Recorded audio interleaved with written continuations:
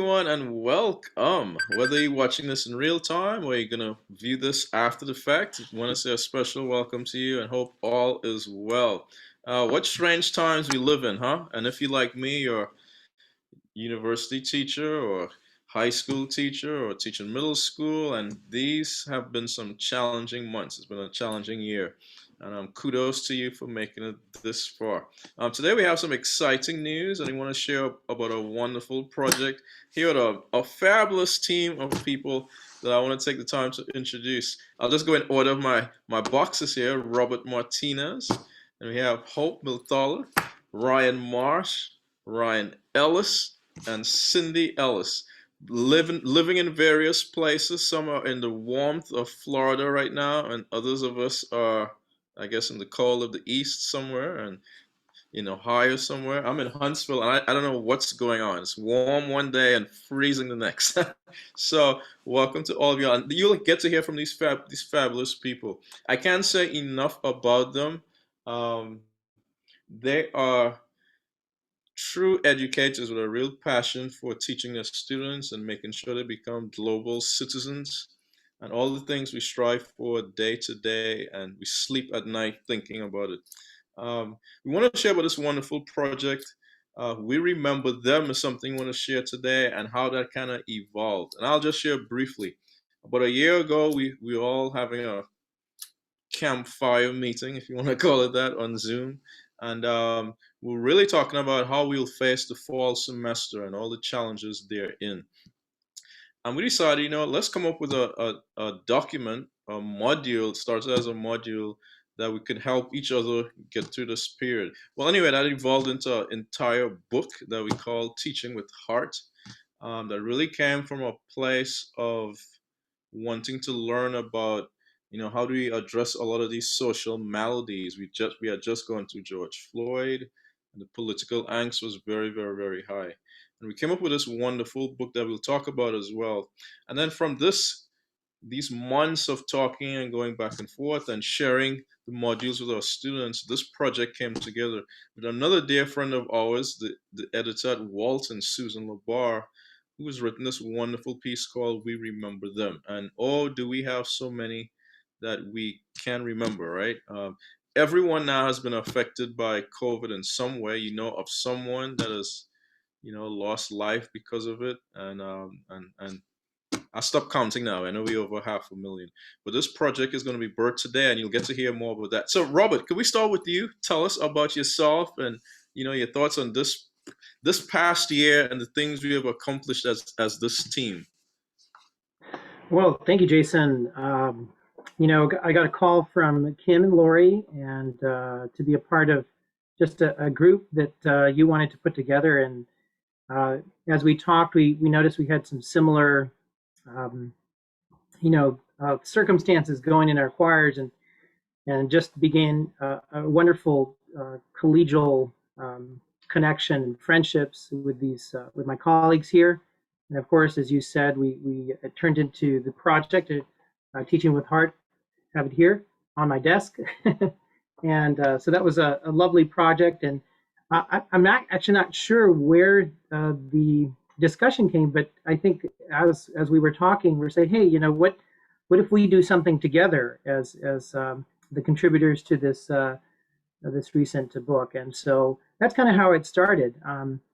Just a little bit about myself. I'm a choir director at a private school in Spencerville, Maryland, just outside of Washington, D.C. I have two other music colleagues, but I teach the high school academy chorale and honors chorus, and I also conduct our strings and do some elementary classes as well. So that's a little bit about my background and just a little bit of how I got connected to this project. Thank you so much, Robert. And for those of you looking on as well, Kim and Lori, can you wave? They're like our right hand and left hand, at least mine, and they kind of led us through this project, and their inspiration and their tenacity is something to behold. So thank you to Kim and Laurie, and I'm Alec Harris. I mean, he's hosting the session, but we can't thank Alec enough for giving us the platform. Hope, you are next on my screen. Tell us about yourself and your thoughts on this project, and just tease them about what we have coming. Hi, everybody. I'm the director of choirs at Kings High School in Kings Mills, Ohio. If you know where Kings Island, the amusement park is, we can hear the screams when we walk outside. Same thing, got a call from Kim and Lori last summer as we were all in the throes of figuring out what we were going to do. And at that point in time, I knew that my choir was supposed to go have an experience with Dr. Ferdinand and the Aeolians. And so we were supposed to get on the bus the next day. And we had to tell the kids we couldn't go. And we'd been preparing since August and working so hard, and their hearts were so involved. And it was heart-wrenching and heartbreaking. And so here we are at the 1-year mark. And as throughout this year, we have focused, since we couldn't travel, we focused on trying to invite composers and conductors to Zoom with us, to speak with us, and share in other ways to get them connected to people. And Teaching with Heart has videos that go along with these songs. And so we got to watch Susan Labar and listen to her talk about We Remember Them, which is what our video is. And she talked about the composition itself, and which is a really incredible video to watch. And then from that point on, they were so connected to the music, connected to her, and then getting to actually be invited in to, even though we weren't singing physically alongside these amazing choirs and the Aeolians, the kids were able to now view themselves in the next best thing. And it's just, we're filled with so much gratitude for having a leader here who would not give up and kept his hand on the plow and said, let's do whatever we can do to keep these hearts engaged and singing together in whatever way we can. So thank you so much for tuning in, and we hope that you enjoy it. Thank you so much. That was very passionate there, Hope. Thank you so much. Thank you so much. Ryan Marsh. I can't say enough about Ryan Marsh. He's a big part of this team, and his chapter, the book is worth its salt just for his chapter. All the chapters are great, but Ryan's chapter really speaks to me and really brought tears to all our eyes. Ryan, tell us about yourself and your involvement. Thanks, Jason. So this has been one of the highlights of my professional career, really, just this involvement with the team and such great people. And I teach in Lexington, Kentucky, at one of 6 public high schools. And the high school that I am at is also the arts magnet for the public school district. And we have been entirely virtual since a year ago. And we just welcomed back our freshmen and seniors Monday of last week, and the sophomores and juniors came the Monday of this week. So Teaching with Heart has really been a really helpful resource during all of this. We've done a lot of special topics. We tried to keep rehearsing as well as we could over Zoom, and a couple of after-school in-person things that we were allowed to have. But for the most part, it was we can't just rehearse on Zoom for, from August to now. We've got to break it up. We've got to bring a lot more variety to that. And Teaching with Heart does that. Whether you're online or whether you're in person, it's a great way to bring a lot of extra things into the choir rehearsal. And my module was on social justice, and it was kind of born out of first off, I'm not very comfortable with that. Mostly Caucasian choir and white guy here. I don't know that I was the one to talk about that, but I just decided that I got to do something. We all have to do something. We have to do more. And whether I'm the perfect voice or not doesn't matter so much as trying to help. Everybody needs to do something to try to help and solve some of these problems that our society is facing. And so I just tried to look for ways to bring the conversation about social justice into the arts classroom. And when I did that, I kind of sort of discovered that kids were already having these conversations, just maybe not in the arts classroom, whether it be choir or visual arts or anything.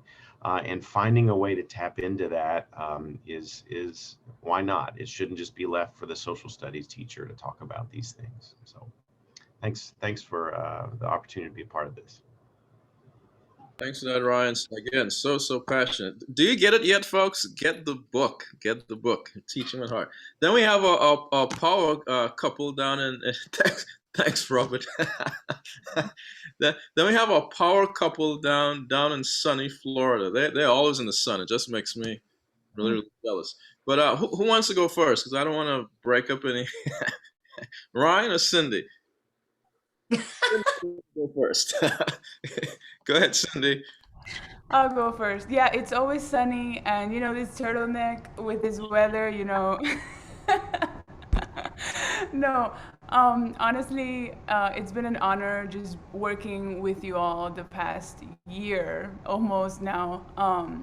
My contribution to Teaching with Heart was after listening to the Aeolians album, or listening to them at ACDA, and then listening to the jazz elements from their set. I was so inspired, and then when I had the opportunity to bring the jazz world as a jazz vocalist myself, being given the opportunity to bring together those two worlds of jazz and into the choral classroom for high school, for secondary teachers, middle school and high school, because we teach, Ryan and I, at a 6 through 12. So just getting to see little 11-year-olds, being introduced to Ella Fitzgerald and, Duke Ellington and all the things in jazz. And now I even have a senior that just got a full scholarship to UM for jazz voice. And it's just so incredible to see them develop their vocabulary in jazz. So my, contribution, I guess, to the Teaching with Heart compendium was just bringing in the jazz, making it jazzy. So it's just been an honor. And then besides, outside of Teaching with Heart, when Ed, who will be joining us at some point, Ed Norris did his module in We Remember Them from the Aeolians album. And we were all so inspired by that performance from the album that we put together a virtual choir of all of our schools and the Aeolians performing the song virtually. So I am super excited. I was in charge of, just calling people and getting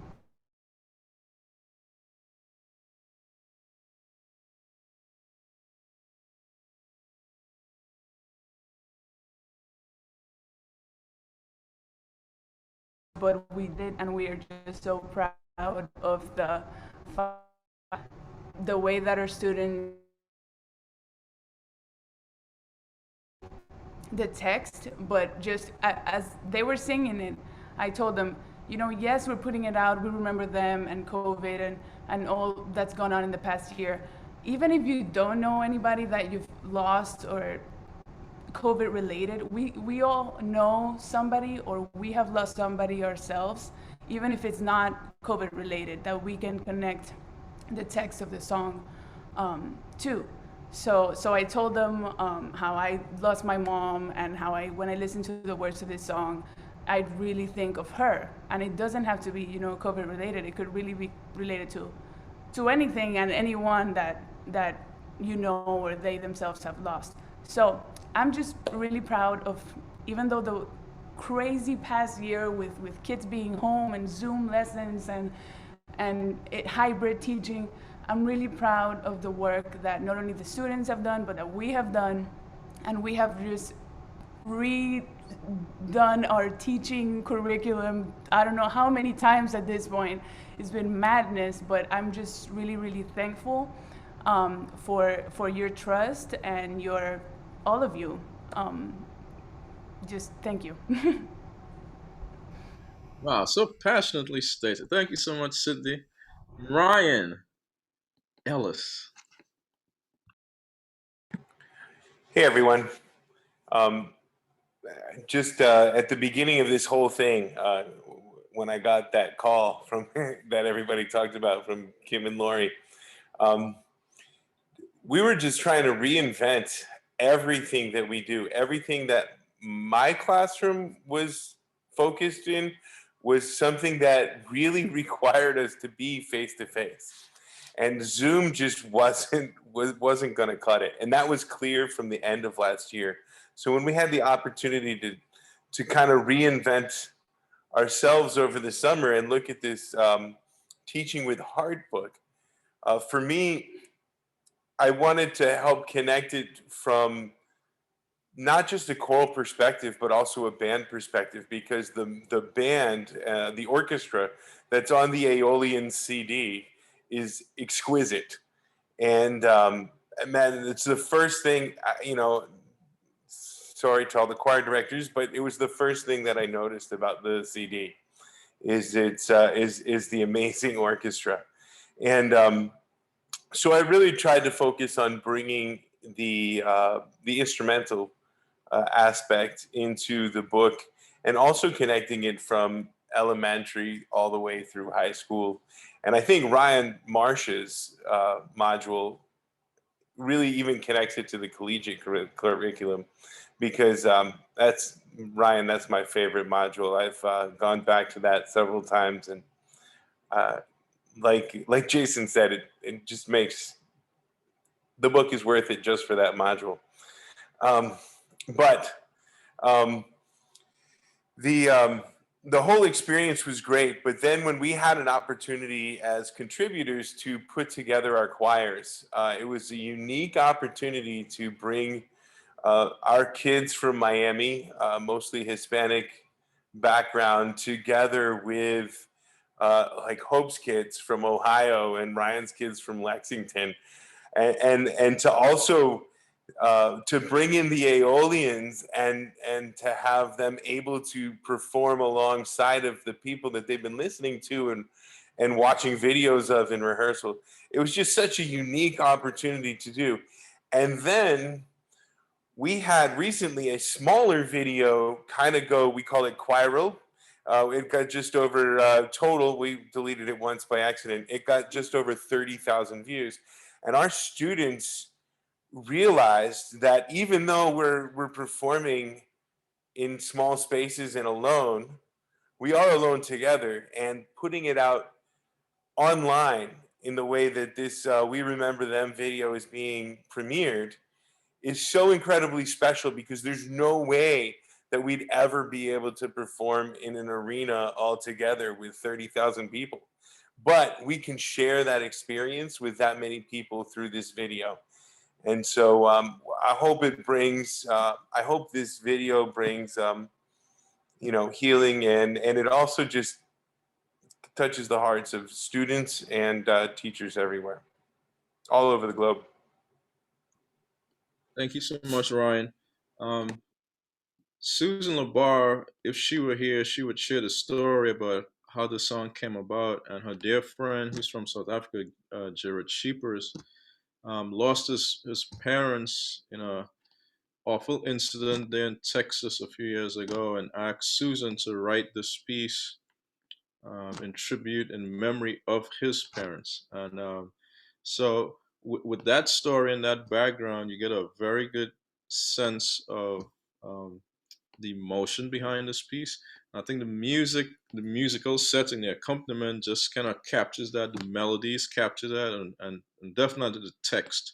When we, the aliens, started singing the song a couple of years back. I mean, in the midst of a concert, you're singing Bach and you're singing all this high powered things. You need at least a couple of songs to kind of change the pace and change the tempo and kind of bring it back to center. And this piece certainly does that. And on the recording, I don't know if I ever shared this with you all, but We Remember Them was the last song we recorded in that entire project. And I remember vividly, because in my head, I knew we were going to do it in one take. And I paused before we did it, and we sat down and we were just kind of talking about the whole rehearsal process. And mind you, this is before COVID, right? This is 3 days before the shutdown happened. We were just talking about the process and what that school year had meant to that point, and we talked about how we want to approach the song and about the emotion and sort of thing. And like I predicted, did it in one take.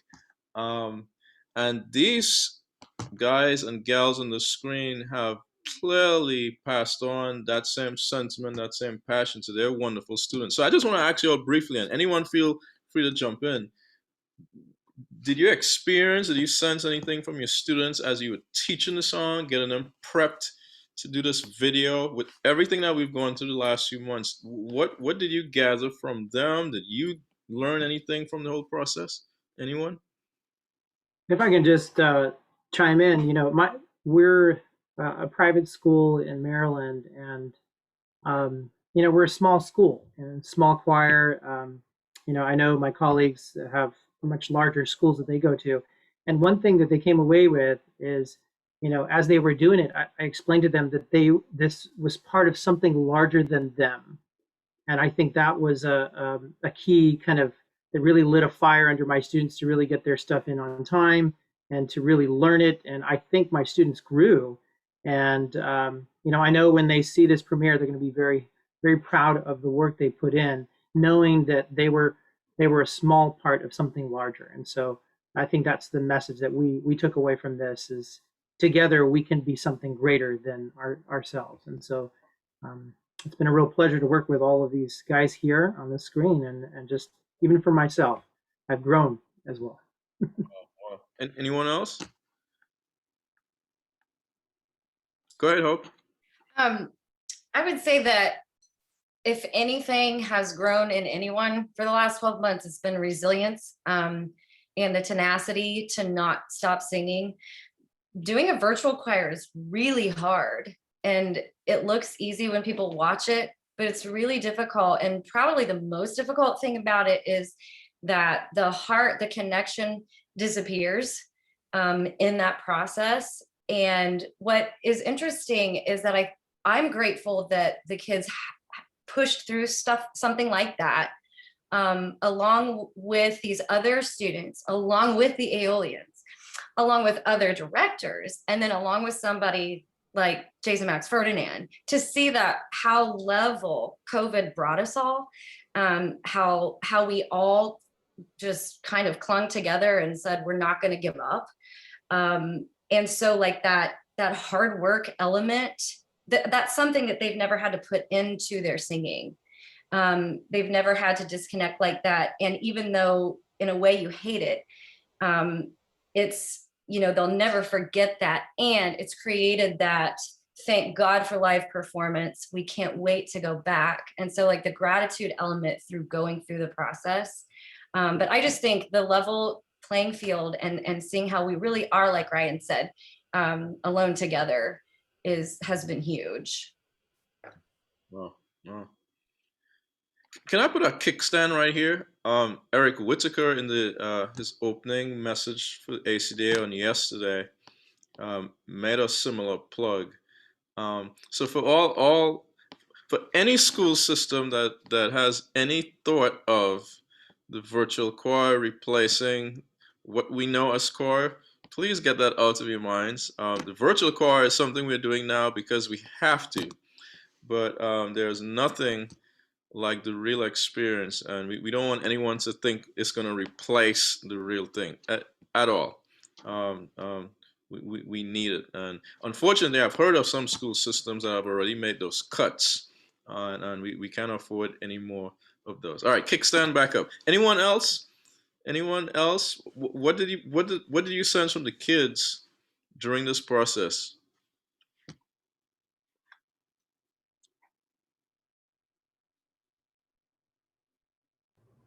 So I think one of the things that we tried to work on is to try to be expressive in front of a camera, and that's really hard. We definitely grew there. Whether we're there yet or not, probably not. But having an opportunity to go, well, how hard is this to be emotive and expressive? We're faced with face coverings, right? Literally. But then on a camera, how comfortable are you with that? And we even did just, we spent a whole lesson on just trying to figure out, how do we do that? How can we be expressive? What are some of the elements of that? We brought in other things, some of the ways that the Aeolians are incredibly expressive in the way they can emote and connect with an audience, and we were trying to figure out how to do that as well, just in a virtual setting.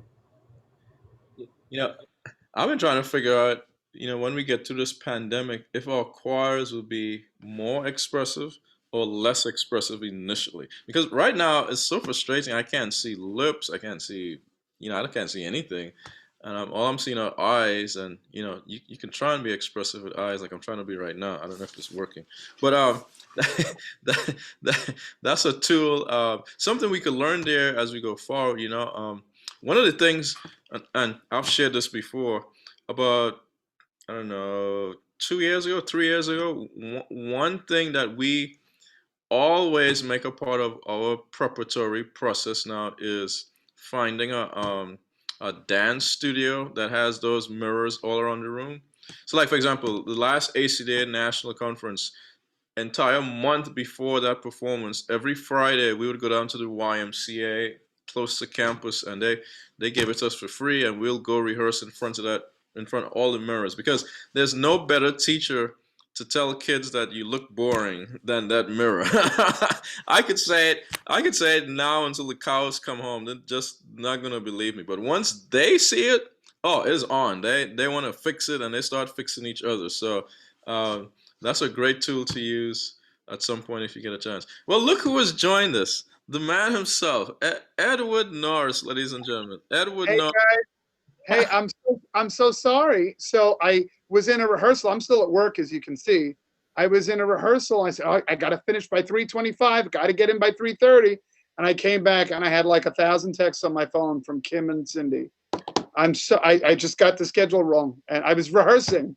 No, I was rehearsing though. you fine, Ed. You fine. You fine. So listen, tell the people about a little bit about yourself and what you contributed to one teaching with heart, and then what was the process like in getting your kids ready for this premiere of We Remember Them. Well, first of all, hello everybody. Great to be here again. My sincere apologies. It was an amazing experience working on this piece. I was so honored to be invited to collaborate on Teaching with Heart. And as I listened to the Aeolian CD, this piece of music, this story jumped out at me. And I remember we were all in our group chat, claiming pieces. Cindy wanted to work on this and Hope on this. And I said, oh my gosh, I have to get We Remember Them. I must have listened to it the first day or two, 5 or 10 times, and I cried harder and harder each time. It really just spoke to me. It spoke to me with everything we were going on in the pandemic, everything that we were going on in terms of social justice in our country. And I had to work on this piece for my particular module. I also wanted to take it a step further and work on it with my choir here at Glen Cove High School in Long Island. And we worked on it as soon as we got back to school. So I was thrilled to collaborate with these fine conductors on the virtual piece. Yeah, like I said, we did it here at the school before we had even planned that. It speaks to me. It speaks to my kids. It's just an amazing story told through music. Well said, Ed. Well said, Ed. Can I just bring another point up here? Has anyone else found? Let me go the other way. I find myself accomplishing now in my rehearsal in 30 minutes what sometimes would take me an hour and a half to do. Is anyone finding that? Like the level of efficiency is going up through the roof here, which is great. I look at my watch. I'm like, oh, okay. I guess I'm done here today. So I'm saying all that to say, to kind of lead us into this next phase of the conversation. I truly, truly believe that we'll be in for some sort of, I don't know, a renaissance, a golden age, whatever you want to call it, when we get out of this pandemic. Because if I could do that stuff in 30 minutes, man, I could do so much in an hour and a half and a 2-hour rehearsal. I think we've all figured out in some way how to get your students to learn these notes a little faster. I don't know. That's been my experience. I mean, I'm never one for MIDI tracks and recordings. I mean, but now that's like the thing. But guess what? Now they come into my rehearsal and they know all the notes. I'm like, oh, so what was I doing all this time? So I don't know. Do you all feel like there'll be a resurgence, a great appetite for the arts, be it music or dance or theater? And anyone want to speak to that? And in Alec's case, I mean, I think, you know, people are going to be acquiring scores more and more now, and books and everything that we haven't been doing for the last 12 months. I can't wait. Anyone else like me, or am I just the only one here? I agree. It seems every time there's a new piece released, I think to myself, oh, that's going to be the first piece I'm going to conduct when we're back with the kids. And then a new one comes out, and I hear this, and then I hear that. But here in New York, you know, there's, as the weather has been getting nicer, there have been the Broadway performers and things you guys have maybe seen on Facebook and social media. They've been doing street performances in Manhattan and Times Square. And there was just last weekend, the cast of Pippin did Magic to Do. And there was another one. I was just watching these performers with their masks and their shields and things. Oh my goodness, it was just so moving. And you mentioned theater and things. We just can't wait to get back to the performing arts. A part of us is missing without it. Definitely, definitely. Especially this time of the year is especially hard for the students who make up our choral ensembles. I know here at Oakwood, this would typically be, you know, spring tour would be coming up or just ended. I forget which ones would be spring tour and all these trips, and by this time we'll really know the chunk of the repertoire and could sing anything, but there's nothing happening. And you know, the sophomores, freshmen, sophomore, juniors have something to look for next year. I really feel it for our seniors who this would have been their last spring tour as a senior. I mean, that's a big deal where I am. The freshmen, this is an awful introductory into university life, into choral life, but at least they have 3 years to kind of look forward to. And so these are interesting times. And as a choral director, as arts person, I'm just trying to do all that I can now so that when the doors open up again,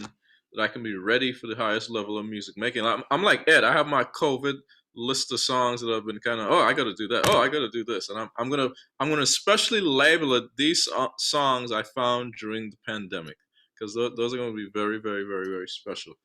Anyone have anything you want to do right after the pandemic, like a particular song or activity? We want to go somewhere, anywhere. We just want to leave town. We told them as soon as they let us, we are out of here. But Cindy wants to leave town. Ryan, what do you say to that? I think we're headed to New York City, Ah, because as soon as it's open, we're gonna head out. We're gonna go to Carnegie Hall. We're gonna go see a Broadway show, go to a jazz club, and we're gonna take the kids with us to witness all of that. They're picking me and my kids up on the way. I was just going to say they're going to meet with Ed because I'm an hour from the city. So that goes without saying, guys. 20. All right, let's go. Everybody, let's go to New York. Come on. Here's what I would like to add to this. As Kim and I reflected, actually yesterday morning, we put on the Aeolians recording, and we remember them, and we were just kind of having a reflection ourselves over the past year. I think the thing that we found that was important was that as much work as it would have been, we would have liked to have had 5 or 6 more groups, just like the 6 of you across the nation. Because what we learned from you was that when each of you can get outside of your own school district, and you're not talking to people that you teach with every day, and you're all focused on your own school and having to, go through all of your angst from your own school systems, your ability to share, to collaborate, to nurture friendships, professional friendships that have now become lifelong friendships. You're all over the country, and you just were purely who you were yourselves. And to have watched the friendships and the respect that each of you built for one another was really a beautiful, beautiful journey. And it was wonderful for us to watch all of that grow. Who would have known, when we began, that this is where we would end up? But as we thought about it, we wish we'd had 5 or 6 more groups like this across the nation. So there were other teachers of choral music who could have found colleagues that inspired them, that they could collaborate with and talk to. So when we go back into our schools next year and we have to rebuild the arts, we have to lift our children up, we still have to deal with the hurts, the losses, the things that we will face, that they would all have someone like you guys to call, to text, to lean on, to get on the group me and have silliness. We really feel blessed as to how this journey has traveled. And we're very grateful to all of you for the beauty that's you. I want to just add, well, thank you so much. Thank you for your witness, for your inspiration, for leading kids through such a challenging moment on so many different levels. You are all an inspiration. It's a beautiful, beautiful video. I hope it'll be something that all of your kids will take with them and have with them forever, the memory of putting this together in this moment, in this time. And just want to thank you for your commitment to music education, to choral arts, and to leading us all through it. So thank you. It's very inspiring. Wow, thank you, Alec. Let me find my tissue. So everyone who is looking at this live, and you see, share the link, look at the video, share it with your friends, your students. Let's get it out. And again, thank you to Susan Labar for such a wonderful is not the word. Such a passionate piece that aptly describes what we're going through now and what people have gone through with different losses. So thank you to Susan Labar for your compositional pen in setting this. Thank you. And we're going to share this video on our GI's YouTube channel, Walton Music's YouTube channel. But if you're listening and you don't see the links, go to YouTube, look for the Jason Max Ferdinand channel. Search for We Remember Them by Susan Labar on March 19th, the world premiere 2021. Enjoy it and let everyone know about it. Thank you all. Thank you all so much. Awesome. All right. Go sit down.